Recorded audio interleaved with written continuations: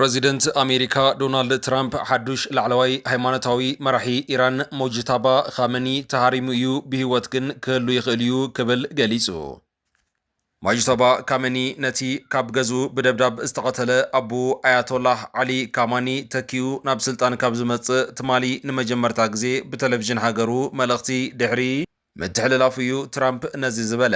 ሮይተርስ ንሓደ ሽሙ ዘይጠቐሶ በዓል መዚ ኢራን ከም ምንጪ ብምጥቃም ሞጅታባ በቲ ኣሜሪካን እስራኤልን ብልፍንቲ ኣብ ልዕሊ ኢራን ዝፍጽምዎ ዘለዋ መጥቃዕቲ መጠናዊ መጉዳእቲ ከም ዘጋጠሞ ገሊጹ ነይሩ።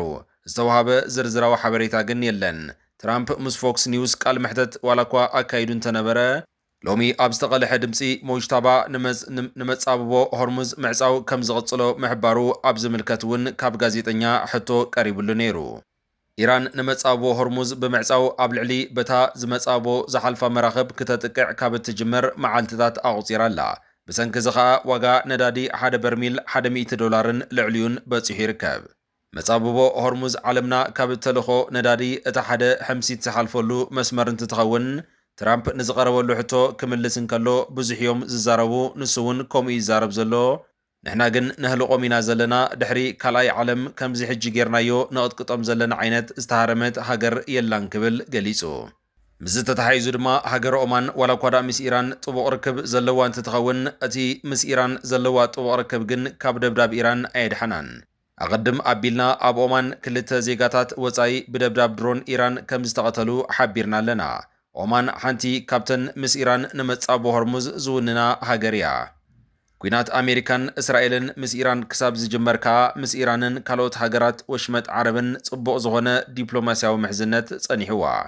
መንግስቲ ኦማን ነቲ ኣብ ኢራን ምስ ኣሜሪካን ካልኦት ምዕራባውያን ሃገራትን ዘለዋ ፍሕፍሕ ንምፍታሕ ከም መንጎኛ ኮይኑ ክዋሳእ ጸኒሑ እዩ። ኣብ መጀመርታ እዚ ሰሙን ግን ድሮናት ኢራን ኣብ ልዕሊ ሓደ መኽዘን ነዳዲ ኦማን ብዝፈጸመዎ መጥቃዕቲ ኦማን ነቲ ባርዕ ንምጥፋእ ሰዓታት ወሲድላ። ኢራን ድሕሪ ሞት ኣያቶላህ ዓሊ ኻመኒ ንሞጅታባ ኻመኒ ሓዱሽ ላዕለዋይ ሃይማኖታዊ መራሒኣ ጌራ ምስ መረፀቶ ኦማን ኣብ ናይ ሞጅታባ ኣብ ዝለኣኸቶ ደብዳባ ኦማን ሕጂ እውን ምስ ኢራን ምሕዝነት ክህልዋ ከም እትደሊ ገሊጻ። እዚ ግን ንኢራን ልባ ኣየስረስረሳን። ክንዲ በቓል ከዓ ንኦማን ብዳርባ ድሮን መልሲ ይባታ። ካብ ዱባይ እውን ሎሚ ረፋድ ሓንቲ ድሮና ኢራን ኣብ ሰማይ ከላ ተሃሪማ ስብርባራ ከዓ ኣብ ሓደ ህንፃ ዓሊቡ ኣብ ሰብ ግን ዝወረደ ጉድኣት የለን። ዱባይ ብሓፈሻ ኣብ ዝሓለፈ 48 ሰዓታት ዝኾነ መጥቃዕቲ ብኢራን ዝሰዓበ ሞት ኣየጋጠማን። እቲ ኩናት ካብ ዝጅመር ግን ኣብ መላእ ሕቡራት ኢማራት ዓረብ ብመጥቃዕቲ ኢራን 6 ሰባት ክሞቱ ከለዉ ልዕሊ 130 ሰባት ግን ፎኪስን ከቢድን መጉዳእቲ ኣጋጢምዎም እዩ። ነቲ ኣብ ኦማን ዝተገበረ ደብዳብ ናይ ድሮን ግን ሓንቲ ሰብኣልፎ ነፋሪት ተሃሪማ ብምውዳቓ 2 ሰባት ከም ዝሞቱ መንግስታዊ ማዕኸናት ዜና ሓቢረን። እታ ሓንቲ ኣብ ምምሕዳር ሶሃር ኣብ ዝርከብ ማእከል ኢንዱስትሪ ከባቢ ኣልዋሂ ብምውዳቓ 2 ዜጋታት ወፃእ ከም ዝሞቱን ካልኦት ሓያላት ከም ዝቆሰሉን ሓደ ምንጪ ጸጥታ ኣገልግሎት ዜና ኦማን ሓቢሩ።